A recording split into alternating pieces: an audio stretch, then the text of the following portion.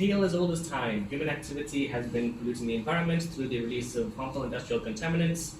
And well, these range from all sorts of sources. They pollute all sorts of habitats in the environment, but the one we chose to focus on due to limits on time and resources is soil.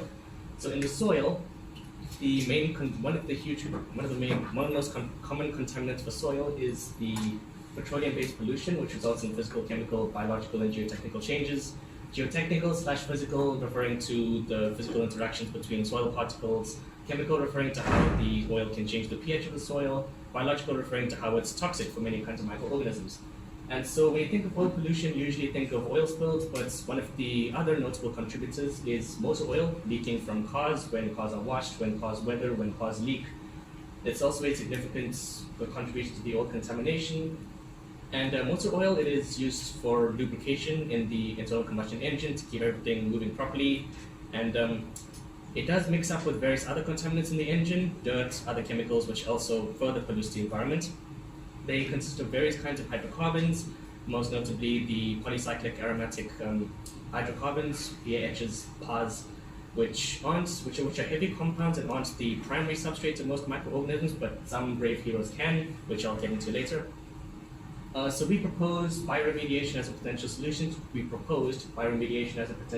For this, using microorganisms that can utilize these hydrocarbons to lower their concentration in soil. And so because of how complex microbial communities tend to be, the responses of microorganisms to oil may differ, but in general, the toxicity reduces the diversity and the bacterial gene copies, referring to the copies of genes that are able to do the jobs in the soil, which would obviously shift the ecological balance of the interactions, resulting in weaker soil, less fertile soil. But the disturbance by oil pollution actually selects for certain hydrocarbon degraders because they are able to utilize the compounds in motor oil. And those genera I mentioned include these: Arthrobacter, Acinetobacter, Corynebacterium, Flavobacterium, Vibrio, Bacillus pseudomonas.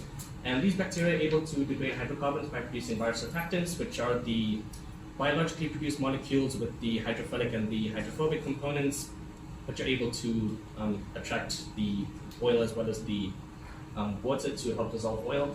This is how they absorb it and assimilate it. And so there actually is a correlation between the type of biosurfactant produced and the type of hydrocarbon metabolized.